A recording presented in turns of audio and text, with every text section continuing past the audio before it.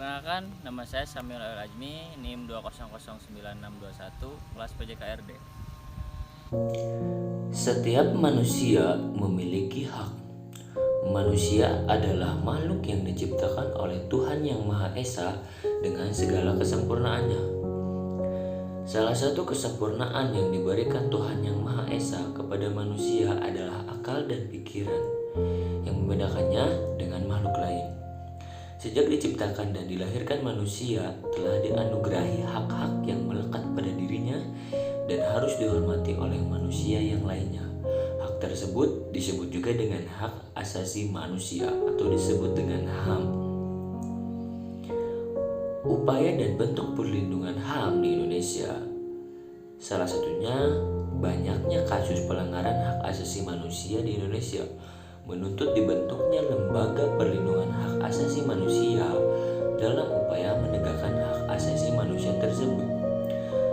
Menurut Undang-Undang Dasar Negara Republik Indonesia tahun 1945, khususnya pasal 28I ayat 4 menegaskan bahwa perlindungan, pemajuan, penegakan, dan pemenuhan hak asasi manusia adalah tanggung jawab negara, terutama pemerintah. Guna menjabarkan Undang-Undang Dasar Negara Republik Indonesia tahun 1945, maka dibentuklah lembaga perlindungan HAM seperti Komnas HAM, Komisi Nasional Anti Kekerasan Terhadap Perempuan, Peradilan HAM, dan lembaga perlindungan HAM lainnya. Problematika perlindungan hak asasi manusia di Indonesia.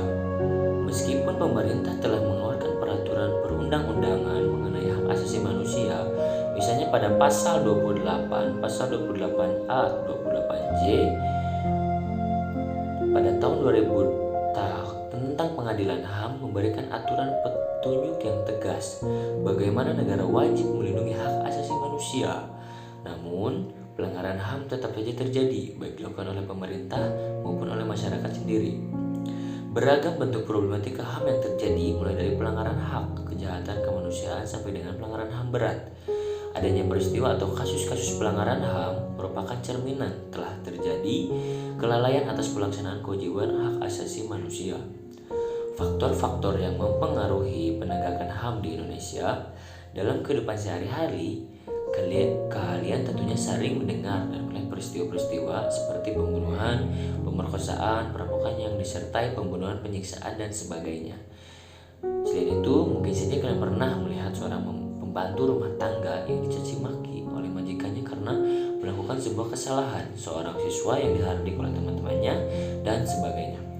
Setiap manusia pasti mempunyai hak asasi.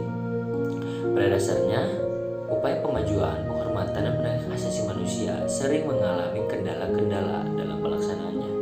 Hak tersebut disebabkan karena penegakan hak asasi manusia masih bersifat parsial atau berdiri sendiri.